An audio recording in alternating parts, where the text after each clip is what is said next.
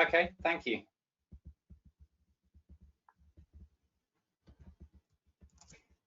Well, welcome everybody. Thank you for coming along to this session and to listen to me. Hopefully it won't be really listening to me too much. First of all, I'd really like to know why you were interested in coming along and hearing from me. Maybe it was on something I said at the exhibition, the 3 minutes that I got earlier, or maybe even you joined me earlier in the week for the 45-minute to an hour session on creating blended learning and the blended learning process that we go through here at Integra Aerospace. So I'm just going to post a question into chat. If you're able to, I'd love you to type in maybe something that you'd like to find out right now, because you've got me for half an hour. So I'm quite used to running some open events, open discussions, looking at ways to help you develop blended learning or ways to implement blended learning. So if you can, oh, I've just sent the question directly to Crystal. Let me just put that into. There we go. So hopefully everybody's got that. Just feel free to type into chat why what you'd like to find out from me. And yeah, just a little bit about me, why you might be doing that. Oh, and feel free as well, if you are able to put on your webcam. I like being able to see who I'm speaking to. But of course, if you don't feel comfortable, don't bother doing that. Or if you're not dressed appropriately, which sometimes we can forget when we're on webcam, maybe don't.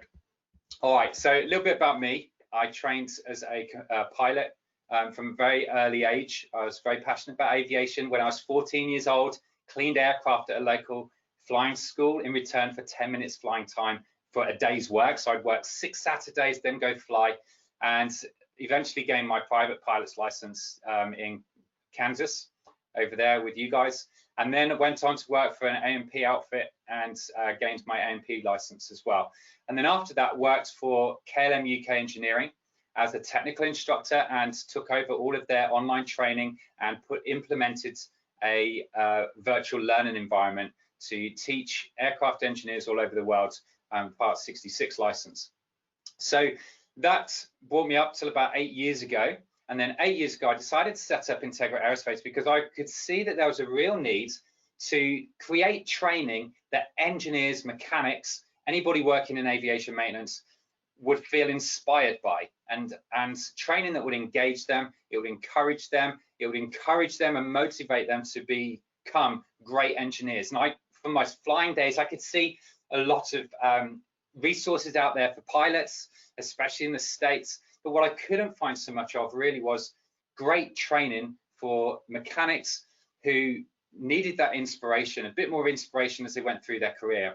And so that's really how Integra Aerospace was born, because I wanted to develop training that didn't just put students in a classroom and have them sit in front of PowerPoint for 5 or 6 hours a day. I wanted to create training where they could do some study online in their own time, and then they could come into the classroom environment, and in the classroom environment, we could spend more time doing skill-based activities and problem-based learning. And when I was teaching at a technical college, I remember the university students coming into class, and a lot of my colleagues, we'd copy and paste out of the textbooks that the students had in front of them, put that onto PowerPoint, and then we'd talk about the PowerPoint slide and the text, we'd copy and paste it out of textbooks, and then wonder why they fell asleep after lunch. And it really wasn't much of a surprise when we really thought about it. So we started to explore flipped classroom models, studying online overnight, and then coming into the classroom and enjoying more skill-based activities. So that's how I got started. And I set up Integra Aerospace to do specifically that.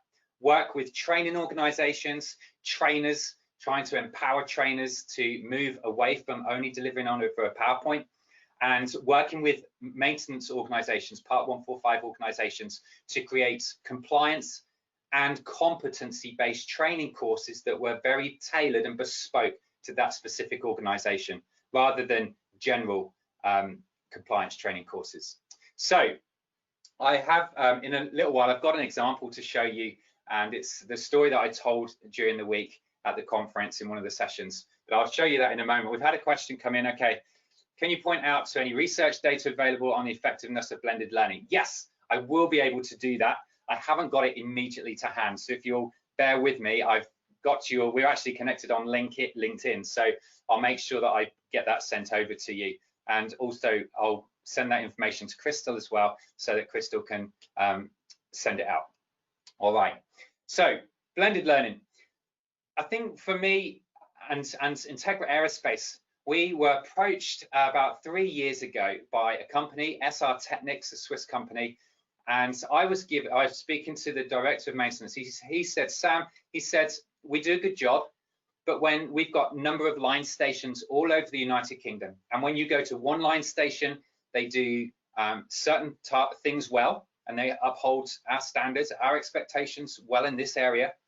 And then when you go to another line station, they uphold our standards, but maybe some of the standards which this line station over here uphold really well, maybe they're not upholding them as well, and vice versa. And what we really want to do is just encourage our line engineers and establish a baseline foundational level of standards, of our standards and our expectations for all our line engineers. And he said, you know, we're not doing a bad job, but we want to keep pushing that edge with our customers. And he said, Sam, can you create a standards and expectation course or quality improvement course?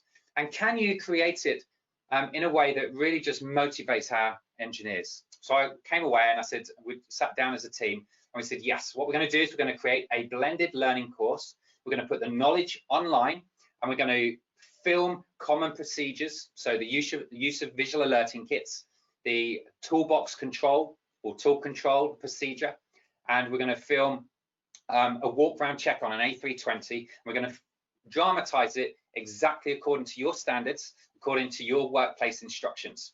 And we'll said we're going to put all that online first in an online environment. Then we're going to bring the engineers together for a day and meet them in small groups of up to 12. And in those groups, we're going to be able to spend not the 6 hours with them talking through all of the theory, because they've already done that online, and watch the videos. We're going to have 5 activities. They're going to be skill-based activities so that the engineers or the mechanics can apply the knowledge they've learned online to these skill-based activities.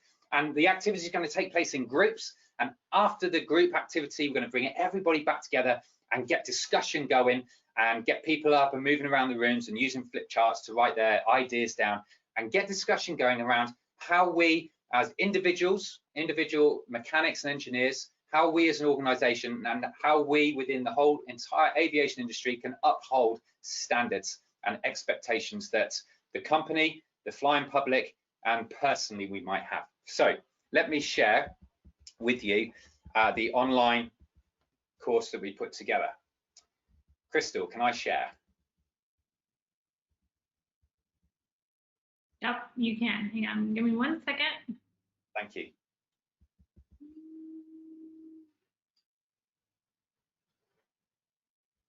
Okay. Perfect.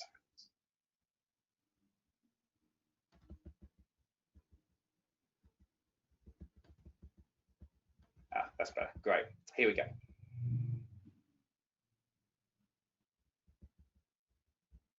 Yep, we see your homepage there. You can see it? Excellent. Thank you. Uh-huh. Oh, can you see it or not?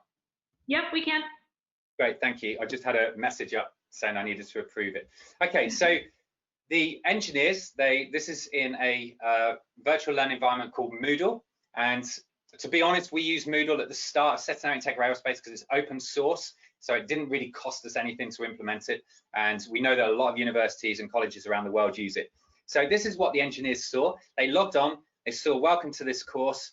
And there I am introducing this blended learning course and this video clip, welcoming the mechanics to this course and saying, this is what you can expect. You're going to do 2 to 3 hours here online, and then you're going to meet me in the classroom or one of my colleagues, and we're going to have a great time, basically. So lots of life, lots of enthusiasm, course objectives and acknowledgement, and then the lessons themselves. So we had 4 lessons, standards and expectations, and you can see under there some PDF documents that could be clicked on and downloaded, procedures, base maintenance, human factors, which I'm showing you the student view, and I haven't got this far, but it looks exactly the same as that basically. And also visual inspection techniques, a final quiz, and then course feedback. And if I just click on the procedures lesson, So you can see here straight into the lesson, and we've got a video there. It's me again saying, hey, welcome to this lesson, all about procedures. This is the importance of working to procedures and keeping high standards when we're working to procedures. And then they got started, and it's kind of a bit of text, some graphics, some text, some graphics, and then there was a video as well on tool control, use of visual alerting kits, and a couple of other procedures that they wanted including.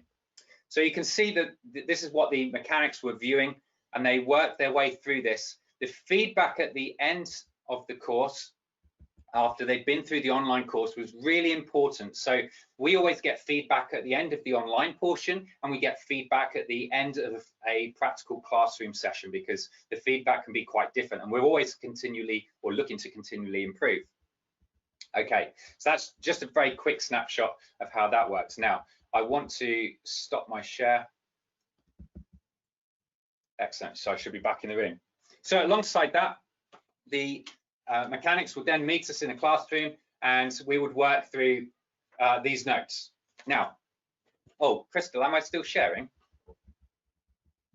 Yeah. I am, okay. I can prompt you again though, if you need me to. Yeah, it's saying that I've stopped sharing.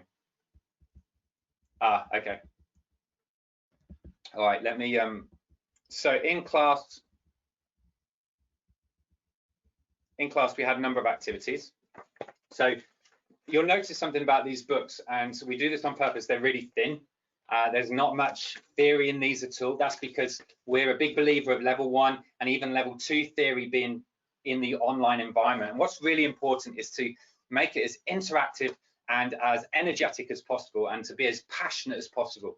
And I think the use of video is a fantastic way to convey information. I think using animations, and we saw some great animation demonstrations earlier in one of the earlier presentations this evening or this afternoon for you guys, and animations and virtual reality and AR and XR and simulations can all be implemented or brought into an online environment. So in the classroom, the engineers, they worked through these really thin books, but the books were really set up to follow the activities that we had, and the engineers could follow along with that. And the feedback that we got from the company when we'd run it through the United Kingdom, we then got asked to run it throughout Switzerland, then Spain, and then Malta. And it all was due, the reason was because of the feedback that came in from mechanics who said, listen, we really appreciate being able to go through the knowledge content in our own time.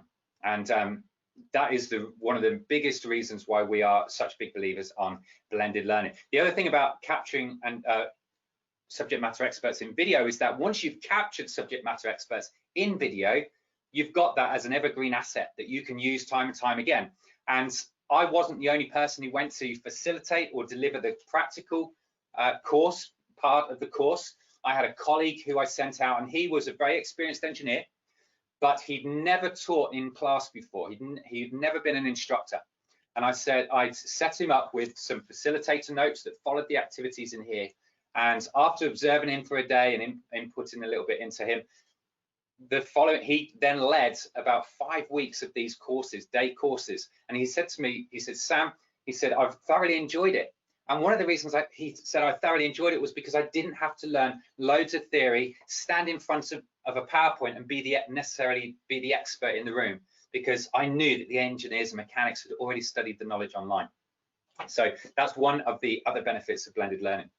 All right, I wanted to also, yeah, if there's any questions while I'm just flying through this, please feel free to type it into chat.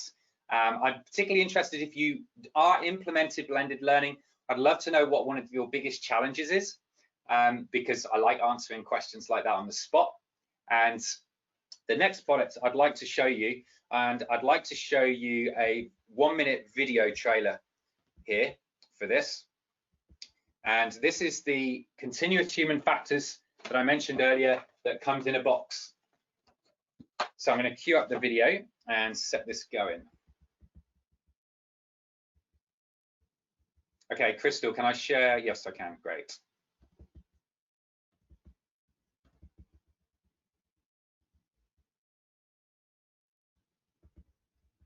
Okay, you should all be able to see the human factors continuation training on screen. Yep. Great. Can you just tell me if the sound doesn't work? Imagine a world where everything you needed came in a single box.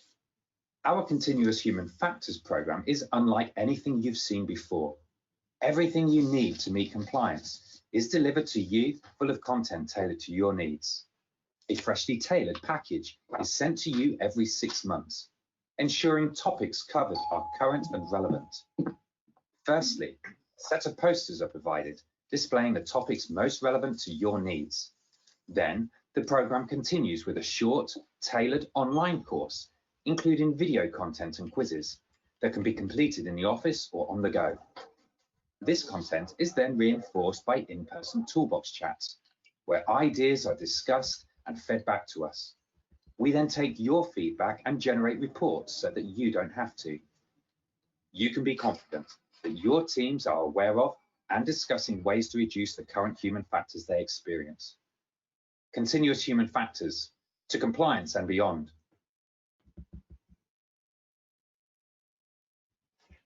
Okay, so that's our continuous human factor program, and over here in Europe, under EASA, we have to put together compliance training, human factor compliance training, and deliver that generally once every 2 years.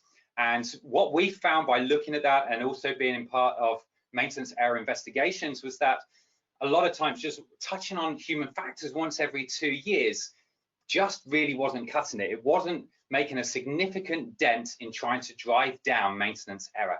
And so we created this innovative program. I've just shown you 1 minute promo video of that, where we're delivering once every 6 months or season the top 3 human factor topics that that organization needs. And that's based on looking at occurrence reports or error and safety reports. It's based on looking at any maintenance error investigations that have gone on in that 6-month period. And we're seeing that there's a real increase in interest around continuous human factors that comes in a box with a little bit online. And really that's been driven by this whole pandemic season, because before this pandemic, I'm not sure about you listening, but if it's anything like it is that I've experienced, we used to have people who were adamant classroom training was the way to go, and training should only be delivered in a classroom because that's the way it should be done, and online training is very boring, it's very generic. And then you'd have other people in the other camp who were, oh, we only ever do e-learning because you can save money and it's great, you can get people to do it in their own time. And actually what we've noticed over this pandemic season is that people have suddenly realized and kind of been forced to realize the benefits of delivering training using online training environments as well as classroom environments. Online training, whether that's asynchronous or synchronous training, so in a physical classroom or even a virtual classroom. And we do a lot of training around virtual classrooms because, to be honest, with the tools that we've got these days, it's very closely aligned to being in a physical classroom. Of course, practical training where you've got to be hands-on is a bit of a challenge for doing that in the virtual world, but as technology progresses, we're definitely seeing some big leaps there and some big opportunities there. So that's continuous human factors, and I'm going to drop files. I was going to drop some files into handouts of our brochures so that you could see those. I'm not sure how to do that just yet. I'll come to that in a moment. Mine GoToMeetings are a little different, but we can put it on the landing page for the exhibit page. Fantastic, thanks, Crystal. Then I talked about AMTL, which is our logbook software. And if anybody's interested in that, there will be a brochure, a flyer that will be on the landing page. AMTL is a logbook for, basically it's the AMT logbook for on a web-based platform. And it's aimed at students through to experienced engineers and mechanics to log every task that they do to build a portfolio over time and for a picture of their competence to develop over time.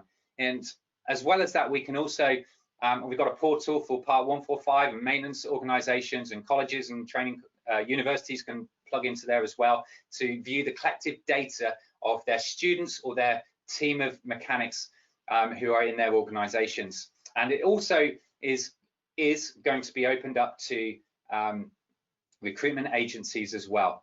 And we're currently going through some investment for that, although we do have a really good minimum viable product. So if any of you are interested in that, please do drop me a line and I can give you some more information on that. Robert, you've just said Sam in chat. Hi, Robert. Did you have a question?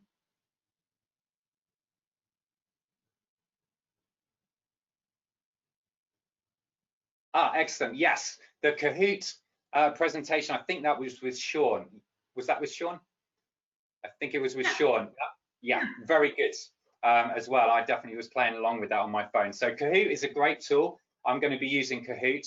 There's another great tool as well, which I came across recently called Mural, which is, I like sticky notes.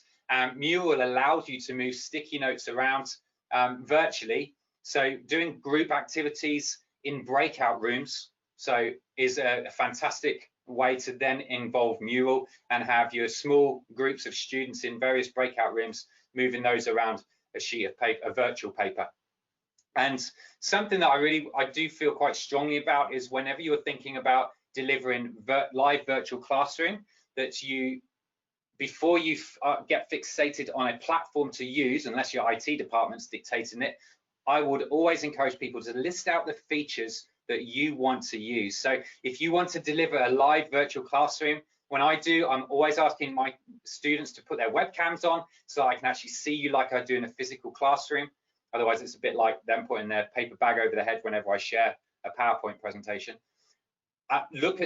Think about the features that you want to use the most. So breakout rooms, polls, chats, anything like that. And then look for a platform that will suit your needs, because not all platforms are created equal and not all platforms are, with the best of intentions, they don't all make very good virtual classrooms. Okay, finally, Crystal, how long have I got? 9 minutes. Oh, okay, super duper. All right. Excellent. And Robert was saying this is a new area for us. We were always in person, but just now starting to look into the virtual learning side. Brilliant. You're at an absolute excellent starting point. And there's a lot out there. And I think if you can, not to brag too much about my session the other day, but if you get a chance to view that again and the process I went through, the preparation stage, design, development, delivery, I'm sure there's going to be something in there that will really help you just narrow down a niche into what it is you're wanting to deliver. So yeah, all the best with that, Robert. And I'll tell you what, feel free, and anybody else who's listening in, feel free to book an appointment with me on Calendly. That's on the landing page. And it's a complimentary 30 minutes, or it might be an hour if we get talking, and we can just chat about that. And I can give you some ideas, share some best practice that I found, and you can do with it what you want. Okay, probably the last thing is the blended learning formula. So going into this whole pandemic season, it really hit us hard, Integra Aerospace, and both me and my wife run our own businesses and have our own teams. And so with the uncertainty of what the future looked like at Easter, I suddenly had a moment where I thought, I've got to do something more. And I really wanted to help people. I knew many people, training organizations and instructors would be in a similar position to me, whereas once we might be in competition, now all of a sudden people are trying to survive. And so I packaged the whole process that we use over all these years to create blended learning products, blended learning training and blended learning programs. I packaged it all, refined it as much as I could to the absolute necessities, and created blended learning formula. And this, of course, I've got some free training that's going to come out in the next couple of weeks. I'm going to drop that landing page actually straight into chat now. In fact, I'm going to drop a whole load of stuff into chat. Here we go. And yeah.